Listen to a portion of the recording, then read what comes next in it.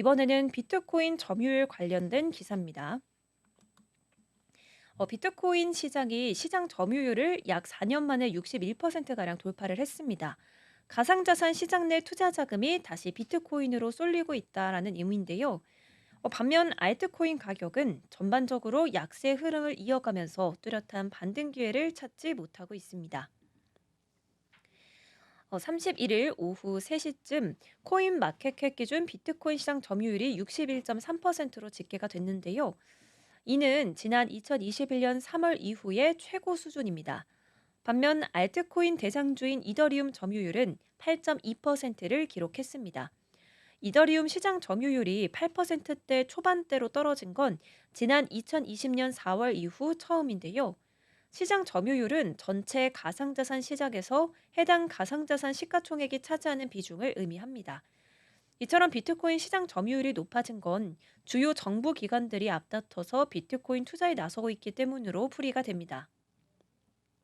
최근 전 세계에서 비트코인을 가장 많이 보유한 기업 스트래티지의 투자 전략을 모방하는 사례가 잇따르고 있는데요. 일본 상장사 메타플래닛은 이날 비트코인 추가 매입을 위해서 이자 없이 원금만 갚는 조건의 채권을 발행했다고 밝혔습니다. 발행 규모는 20억 엔이고요. 채권은 일본계 투자사 EVO 펀드가 인수를 했습니다.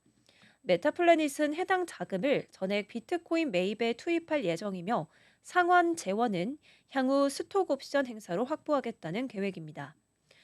미국 비디오 스톡 미국 비디오 게임 유통업체 게임스탑도 지난 25일 현금과 미래 부채, 주식 발행 자금 등으로 비트코인과 미국 달러 기반 스테이블 코인을 투자하겠다고 밝혔습니다. 비트코인 현물 상장지수 펀드가 출시되면서 전통 금융자본이 비트코인에 직접 투자할 수 있는 경로가 열렸다는 점도 이 시장 점유율 상승의 배경으로 지목이 되고 있습니다. 블랙록, 피델리티 등 대형 자산 운용사들이 잇따라 ETF 상품을 내놓으며 기관 자금이 유입이 됐었고요.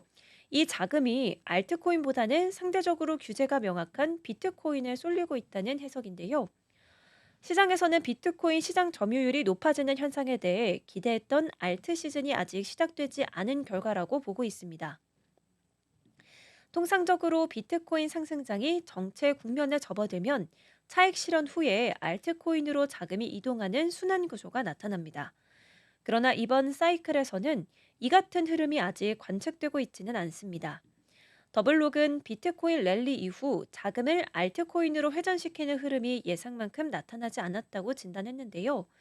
알트코인 대장주인 이더리움이 부진을 거듭하고 있는 것도 시장 내 자금 쏠림 현상을 더욱 가속화하고 있다는 분석입니다.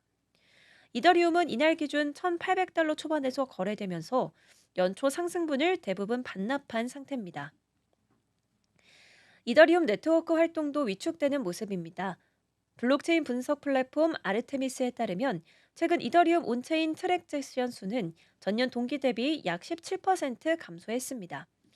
일부 개발자 커뮤니티는 솔라나 등 경쟁 체인으로 이동하는 등 생태계 이탈 현상도 가시화되고 있는 상황인데요. 투자 심리 위축에는 구조적 요인도 작용하고 있는 것으로 봅니다. 블록체인 벤처 캐피털 캐슬 아일랜드 벤처스의 닉 카터는 레이어 솔루션이 메인 체인의 경제적 가치를 흡수하고 있다면서 과도한 토큰 발행과 커뮤니티의 구조적 대응 부족이 이더리움의 투자 매력을 떨어뜨리고 있다고 평가했는데요. 이더리움의 확장성을 높이기 위해 만들어진 레이어 체인들이 우후죽순 등장하면서 정작 이더리움의 존재 가치를 떨어뜨렸다는 의미입니다. 투자은행 스탠다드 차타드도 최근 보고서에서 이더리움은 방향성을 잃고 있다면서 연말 가격 전망치를 기존보다 60% 가까이 하향 조정한 바가 있습니다. 반면 이더리움의 장기 회복 가능성에 기대를 거는 목소리도 있습니다. 비탈릭 부트린 이더리움 공동 창립자는 최근 블로그를 통해서 단기 투자보다 실질적인 사용 사례와 커뮤니티 주도의 개발이 장기 경쟁력의 핵심이라고 전했는데요.